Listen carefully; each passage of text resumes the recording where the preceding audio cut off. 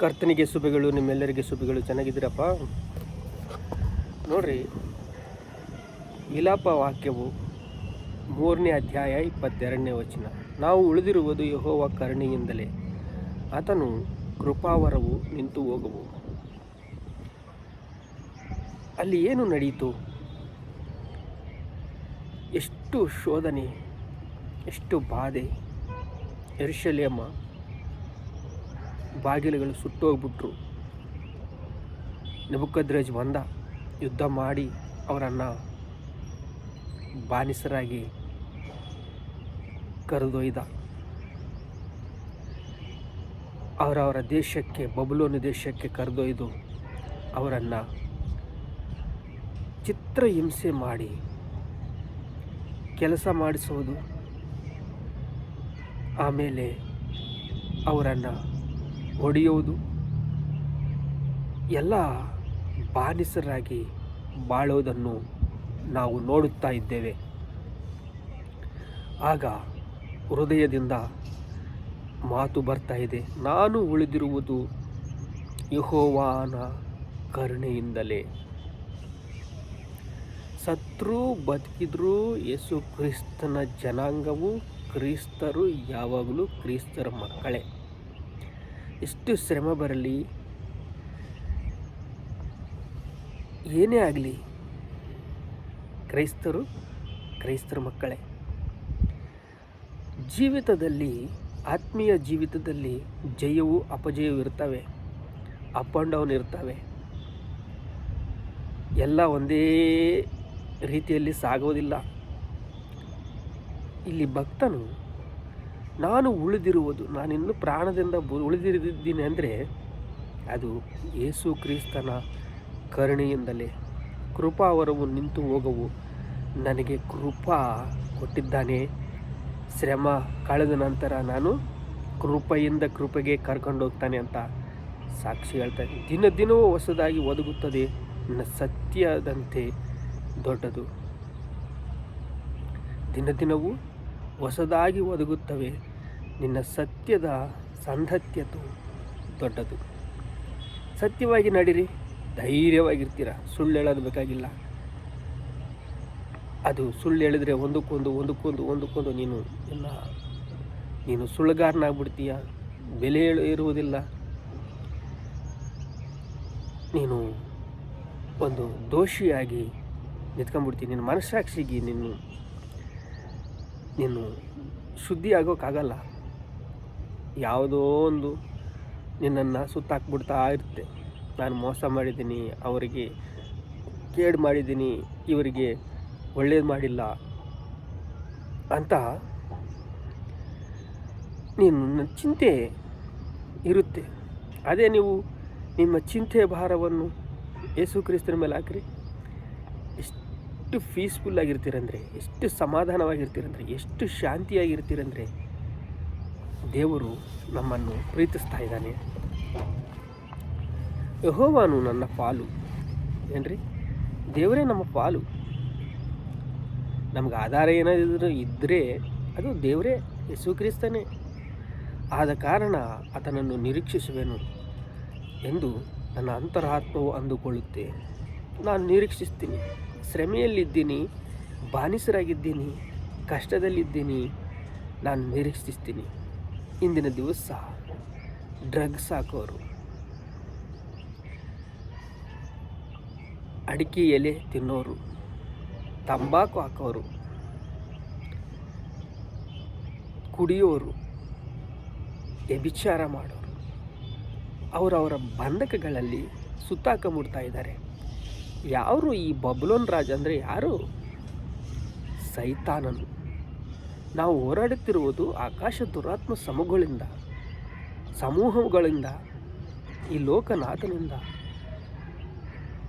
ನಾವು ಹೋರಾಡುತ್ತಾ ಇದ್ದಾಗ ನಮ್ಮನ್ನು ಆಧರಿಸೋರು ಯಾರಂದರೆ ಯೇಸು ಕ್ರಿಸ್ತನೇ. ನಮ್ಮನ್ನು ಪ್ರೀತಿಸುವವರು ಯಾರು ಅಂದರೆ ಯೇಸು ಕ್ರಿಸ್ತನೇ.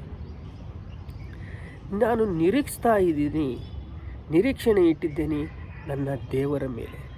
ಕೃಪಾ ವರವು ನಿಂತು ಹೋಗದು. ನನ್ನನ್ನು ಪ್ರೀತಿಸುವ ದೇವರು ನನ್ನೊಂದಿಗೆ ಇದ್ದಾನೆ, ನನ್ನಲ್ಲಿದ್ದಾನೆ. ನನಗೆ ಒಂದು ದಿನ ನನ್ನ ಜೀವಿತ ಹೊಸದಾಗಿ ಕುಣಿದಾಡುವಂಥ ದಿನ ಬರುತ್ತದೆ ಅಂತ ನಿರೀಕ್ಷಣೆ ಇಟ್ಟಿದ್ದಾನೆ. ಯೆಹೋವನೇ ನನ್ನ ಪಾಲು, ಯೇಸುಕ್ರಿಸ್ತನೇ ನನಗೆ ಆಧಾರವು, ಯೇಸುಕ್ರಿಸ್ತನೇ ನಾನು ಪ್ರೀತಿಸ್ತಾ ಇದ್ದೀನಿ, ನನ್ನ ಅಂತರಾತ್ಮವು ಅಂದುಕೊಳ್ಳುತ್ತಾ ಇದೆ. ನೋಡ್ರಿ, ಯೆಹೋವ ತನ್ನನ್ನು ನಿರೀಕ್ಷಿಸುವವರಿಗೆ, ಹುಡುಕುವವರಿಗೆ ಮಹಾ ಉಪಕಾರಿಯಾಗಿದ್ದಾನೆ. ಮಹಾ ಉಪಕಾರಿ ಅಂತೆ. ನಿರೀಕ್ಷಣೆ ಇಟ್ಟಿದೆಯಾ? ನೀನು ದುರಾತ್ಮಗಳಿಂದ ಕಟ್ಟಲ್ಪಟ್ಟಿದ್ದೀಯಾ? ಬಂಧಕಗಳಿಂದ ಕಟ್ಟಲ್ಪಟ್ಟಿದ್ದೀಯಾ? ಕುಡಿತನದಿಂದ ನಿನ್ನ ಗೌರವ ಇದೆನಾ? ಮರ್ಯಾದೆ ಇದೆನಾ ನಿನಗೆ? ನಿನ್ನ ಮನೆಯಲ್ಲಿ ನಿಮ್ಮ ಮಕ್ಕಳಿಗೆ ಏನಾದರೂ ನೀನು ನೋಡ್ತಾ ಇದೆಯಾ? ಅವರಿಗೆ ಹಾಲು ಕೊಡ್ತಾ ಇದೆಯಾ? ಊಟ ಕೊಡ್ತಾ ಇದೆಯಾ? ಅವರಿಗೆ ಬಟ್ಟೆಗಳು ಕೊಡ್ತಾ ಇದೆಯಾ? ಓದಿಸ್ತಾ ಇದೆಯಾ? ಕಾಲವು ಹೇಗೆ ಮುಂದೆ ಹೋಗ್ತಾ ಇದೆ? ನೀನು ಹೇಗೆ ಬಿದ್ದುಕೊಂಡ್ಬಿಟ್ಟಿದೆಯಾ? ನಿನ್ನ ಬಂಧಕಗಳು ಹೇಗೆ ಸುತ್ತಾಕೊಂಡ್ಬಿಟ್ಟಿದ್ದೇವೆ? ಕಟ್ಟುಗಳು ಹೇಗೆ ಸುತ್ಕೊಂಡ್ಬಿಟ್ಟಿದ್ದೇವೆ?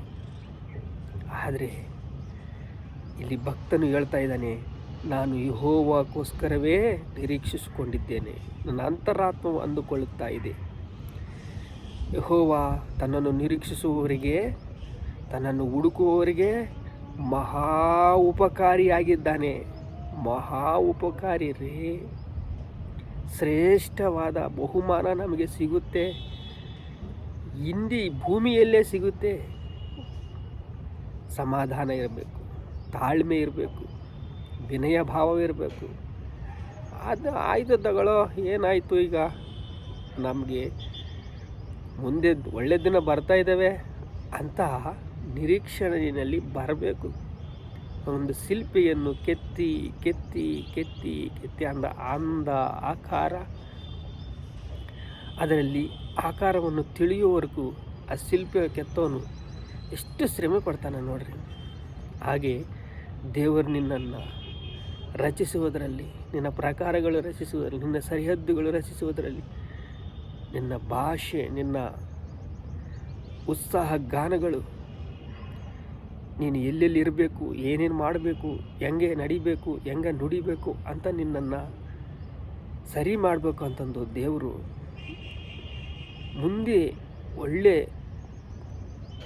ಹಿಂದಿನ ವರ್ಷದಲ್ಲೇ ನಿನ್ನನ್ನು ಶುದ್ಧಿ ಮಾಡ್ತಾ ಇದ್ದಾನೆ. ನಿನ್ನ ಹೃದಯವನ್ನು ಶುದ್ಧಿ ಮಾಡ್ತಾ ಇದ್ದಾನೆ. ನಿನ್ನನ್ನು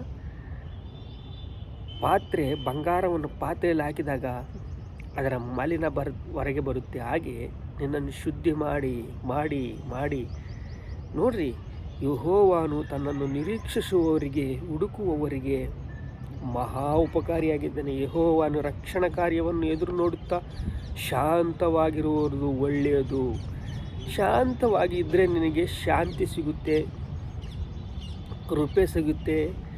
ನಿನ್ನನ್ನು ಪ್ರೀತಿಸುವ ದೇವರು ಪ್ರೀತಿಯಿಂದ ನೋಡ್ಕೊಳ್ತಾನೆ. ನಿನಗೆ ನೆಮ್ಮದಿ ಇರಬೇಕು, ನೀನು ಸ್ಥಿರತ್ವವಾಗಿರಬೇಕು, ಸಿದ್ಧ ಮನಸ್ಸು ನಿನಗಿರಬೇಕು. ಪ್ರಾಕಾರಗಳು ನೀನು ಕಟ್ಕೋಬೇಕು, ಪ್ರಾರ್ಥನೆಯಿಂದ ಜೀವಿಸಬೇಕು, ಆತ್ಮೀಯವಾಗಿ ಜೀವಿಸಬೇಕು. ಆತ್ಮೀಯವು ಜಯ ಅಪಜಯವು ಇರುತ್ತೆ. ರಕ್ಷಣೆ, ಅನೇಕ ಜನರಿಗೆ ರಕ್ಷಣೆಯಲ್ಲಿ ನಡೆಸಬೇಕಂತ ನಿನ್ನ ಹೃದಯವು ತವಕ ಪಡುತ್ತೆ. ನೀನು ರಕ್ಷಣೆ ಹೊಂದಿದೆಯಾ ಅಂತ ಯಾರಿಗೆ ಹೇಳಬೇಕು ಅಂತ ನಿನ್ನ ಹೃದಯವು ಒಂದೇ ವೇದನೆ, ಪ್ರಸವ ವೇದನೆ, ಭಾರ, ಚಿಂತೆ ಇವೆಲ್ಲ ದೇವರ ಮೇಲೆ ಹಾಕಿದಾಗ ನಿನ್ನ ಹೃದಯವು ಹೇಗಾಗುತ್ತೆ ಅಂದರೆ ನೆಮ್ಮದಿಯಿಂದ ಇರುತ್ತೆ, ಸಂತೋಷದಿಂದ ಇರುತ್ತೆ, ಸಮಾಧಾನದಿಂದ ಇರುತ್ತೆ. ನೀನು ಒಂದು ಕೋಟೆಯಾಗಿ ದೇವರು ಮಾಡಬೇಕಂತ ದೇವರು ಆಶಿಸ್ತಾ ಇದ್ದಾನೆ.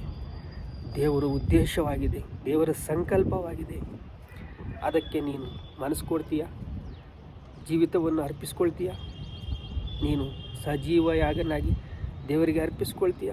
ಇಂದಿನ ದಿವಸ ಸಮಾಧಾನವಾಗಿರ್ತೀಯ, ಕೃಪೆಯಿಂದ ಇರ್ತೀಯ. ಕೃಪೆ ನಮ್ಮನ್ನು ಉದ್ಧಾರ ಮಾಡುತ್ತೆ. ಪ್ರಾರ್ಥನೆ ಮಾಡಿಕೊಳ್ಳೋ ತಂದೆ, ನಿಮಗೆ ಸ್ತೋತ್ರ. ದಿನವೂ ಹೊಸದಾಗಿ ನಿನ್ನ ಸತ್ಯದ ಸಾಂಗತ್ಯವನ್ನು ನಾವು ಸತ್ಯದ ಮಾರ್ಗದಲ್ಲಿ ನಾವು ನಡೆಯುವಾಗ ಯೇಸು ಕ್ರಿಸ್ತನು ತಾಳ್ಮೆ, ಯೇಸು ಕ್ರಿಸ್ತನ ಪ್ರೀತಿ, ಯೇಸು ಕ್ರಿಸ್ತನ ಕೃಪೆ ನಮಗೆ ಬೇಕು ತಂದೆ. ಅಪ್ಪ ನಿನಗೆ ಸ್ತೋತ್ರ ಸ್ತೋತ್ರ ಸ್ತೋತ್ರ ಸ್ತೋತ್ರ ಘನತೆ ಮಹಿಮೆ ಪ್ರಭಾವಗಳು ನಿಮಗೆ ಚೆಲ್ಲಿಸ್ತಾ ಇದ್ದೇವೆ ತಂದೆ. ಆಮೇಲೆ